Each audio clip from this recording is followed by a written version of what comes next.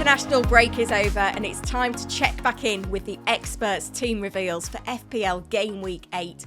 Is Arsenal assets still the priority? And should we be thinking about wildcard? I'll also reveal the deal sheet with the top expert picks to buy, monitor and sell this week. Help me get this one to 1,000 likes and subscribe to the channel. Let's get into it. Starting off with how the experts fared back in game week 7 then, and it was 64 points, which was a small red arrow, up to 411 points, 1.5 million in the world. The transfer was Vert to Saka, which massively paid off with that 8-pointer for Saka. We held off on the wild card, obviously no Arsenal defenders, punished us. Where are you? Are you beating this experts team? Well, let's have a look at the experts top 10.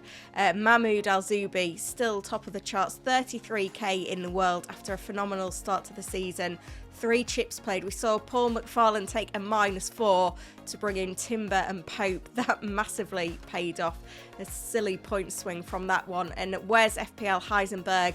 Played the wild card, got 80 points, going from 450k in the world to 270k in the world, largely thanks to a double Arsenal defence. So where would you rank? Are you beating the experts team? Would you make it into this top 10?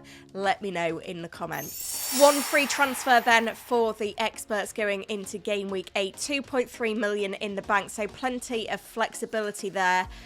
The experts weren't interested in wildcarding this week. Happy to just use that one free transfer. 25% looking to roll, but the other 75% wanting to use a transfer. 40% looking at Neco Williams out in the defence. 35% looking at Virgil van Dijk out. Again, defensive moves with the eye on the Arsenal defence, because when we look at the transfers for the players to come in, Timber getting 40% of the vote and Gabriel getting 35%. That's a bit of a subtle shift. A couple of weeks ago, managers were thinking that Gabriel was the best asset to own from the Arsenal defence, but Timber is getting a lot more love in recent times, and I think a lot of that is to do with his minutes, playing back-to-back 90s. It doesn't look like he's susceptible to rotation at the minute, even with those busy Champions League midweeks. And obviously you cannot deny him his attacking output either. 4 attacking returns in the opening 7 game weeks certainly helps, and 3 clean sheets he's been a part of as well. With that transfer made then, this is how the experts team lines up going into game week 8, and it is Robert Sanchez of Chelsea getting the nod over Dubravka with Forest away. Dubravka with Leeds at home. It was a very, very tight call between the experts which of one of those gets the nod. And then Timber comes into the back line alongside Virgil van Dijk and Chris Richards, with Van der Ven and Esteve dropping to the bench despite having very good fixtures. No love for the wild card. No love for the bench boost this week from the experts. Remember, the only chip played so far was triple captain on Haaland in game week 6. And then moving into the attack, sticking with the 3-4-3 formation, we've got Reinders and Dye getting the nod for City away over Anderson with Chelsea at home, Semenyo and Saka. And then the front line is Mateta, João Pedro and Haaland. 100% of the experts voting to captain Haaland once again this week for that home fixture against Everton. Moving on to the deal sheet then, and it is Arsenal that remain the focus on the buy list, with Timber the top defender to own right now in the game. It's easy to see why when you look at his output. He is the highest scoring defender in the game, 1 point ahead of Gabriel. He's cheaper than Gabriel as well, which certainly feeds into that argument.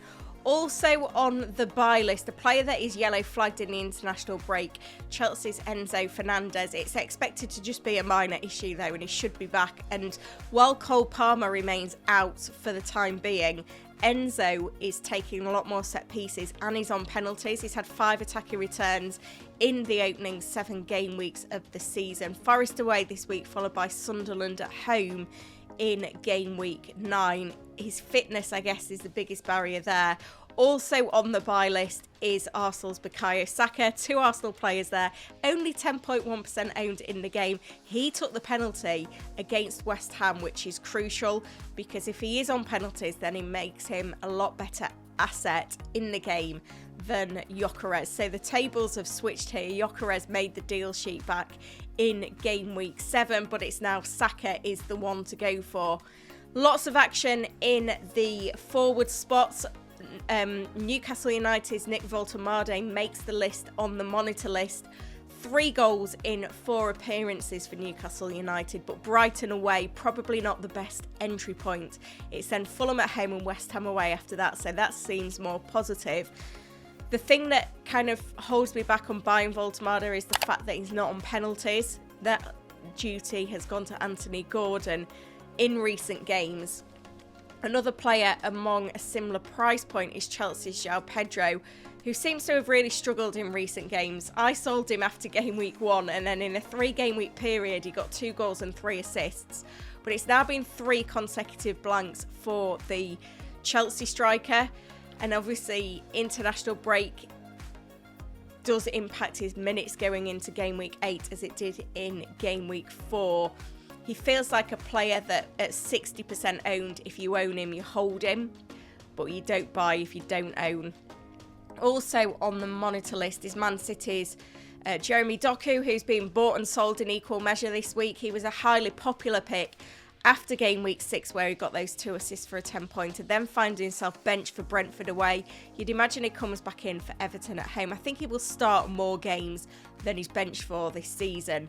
6.6 million. It's hard to know exactly what to expect. I think I probably would go with Reinders if I was looking for a City midfielder there, when I think it is helpful to have a second City attacker because Haaland is in so many teams and he's so well captained that it's the only way you're getting an advantage if City do pop off in any given game. Now on the sell list, top of the list, Mohamed Salah, and this is something that I'm toying in my team. Can I still afford to keep Salah or should I sell him? He remains the best asset to own from the Liverpool attack, but is he justifying his price tag at 14.4 million? 2 successive blanks. United at home in game week 8 feels like a fixture that you could probably get away with selling. And now that Saka's looking like such a good asset, being able to make that switch and save 4.5 million in that move is pretty tempting. Also on the sell list, another cash cow in the midfield with Saka in mind is Manchester United's Bruno Fernandes. He's got a grand total of 4 points in the last 2 game weeks, just 2 goals this season. Has scored in open play, 1 from the penalty spot, missed a couple of penalties as well. And Sunderland at home wasn't his best performance. I was at that game. So I can see why managers are selling ahead of Liverpool away. He is going to be consistent this season, though. He is going to pick up more assists. Defcon is always there and thereabouts. If he's your route to Saka, then I would sell. But, you know, if you can't get to him directly, then I think he's a nice player to just lock in for the season. Also on the sell list is Spurs Richarlison. Spurs are looking great.